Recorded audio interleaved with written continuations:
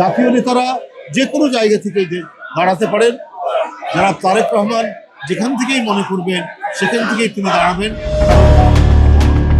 বিএনপির ভারপ্রাপ্ত চেয়ারম্যান তারেক রহমানের ভোটার তালিকায় অন্তর্ভুক্ত হবার আবেদন গ্রহণ করেছে নির্বাচন কমিশন।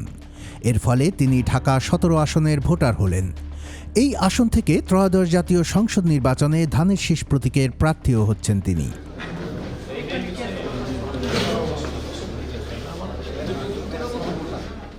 এর আগে ভোটার তালিকায় নিজের নাম তোলা ও জাতীয় পরিচয়পত্র নিবন্ধনের আবেদন করেন তারেক রহমান।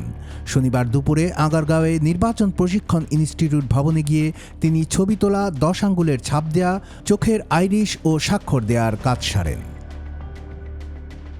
নির্বাচন কমিশন সচিব আক্তার আহমেদ এ সময় সেখানে উপস্থিত ছিলেন। বিএনপির ভারপ্রাপ্ত চেয়ারম্যান তারেক রহমান বগুড়া ৬ আসনের পাশাপাশি ঢাকা ১৭ সংসদীয় আসন থেকে প্রতিদ্বন্দ্বিতা করবেন বলে নিশ্চিত করেছে বিএনপির মিডিয়া সেল। ২৮ ডিসেম্বর রোববার সকালে বিএনপি চেয়ারম্যানের একান্ত সচিব এবিএম আব্দুস সাত্তার ঢাকা বিভাগীয় কমিশনার শরফুদ্দিন আহমেদ চৌধুরীর কার্যালয় থেকে তার পক্ষে মনোনয়নপত্র সংগ্রহ করেন। এদিকে বিএনপির সিনিয়র যুগ্ম মহাসচিব রুহুল কবির রিজভী বলেছেন, তারেক রহমান চাইলে দেশের যে কোনো এলাকা থেকে নির্বাচনে অংশ নিতে পারেন। তার জনপ্রিয়তা ও গ্রহণযোগ্যতার কারণে প্রার্থিতা নিশ্চিতে কোথাও কোনো বাধা থাকবে না। রোববার জাসাসের ৪৭তম প্রতিষ্ঠাবার্ষিকী উপলক্ষে বিএনপির প্রতিষ্ঠাতা প্রয়াত রাষ্ট্রপতি জিয়াউর রহমানের সমাধিতে ফুল দিয়ে শ্রদ্ধা জানানোর পর সাংবাদিকদের একথা বলেন তিনি।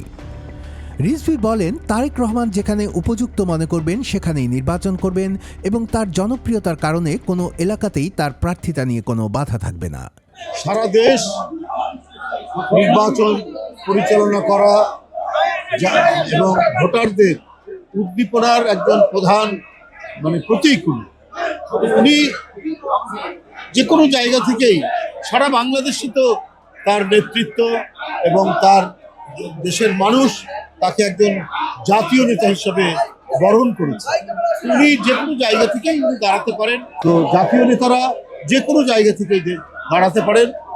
যারা তারেক রহমান যেখান থেকেই মনে করবেন সেখান থেকেই তিনি দাঁড়াবেন, কারণ তার জনপ্রিয়তা, ভোটারদের মধ্যে তার প্রতি যে আগ্রহ এবং তার প্রতি যে উচ্ছ্বাস, সুতরাং এই ক্ষেত্রে তার কোথাও থেকে দাঁড়ানো হবে না, বাধা হবে না। তিনি আরও বলেন, তারেক রহমানের জন্য রাজধানী ঢাকা থেকে নির্বাচন করা যেমন যৌক্তিক, তেমনি শহীদ রাষ্ট্রপতি জিয়াউর রহমানের জন্মভূমি বগুড়া থেকেও নির্বাচন করা যুক্তিসঙ্গত।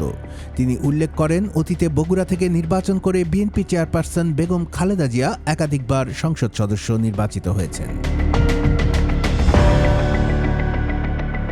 কুমিল্লার কাগজ, নিউজ ডেস্ক।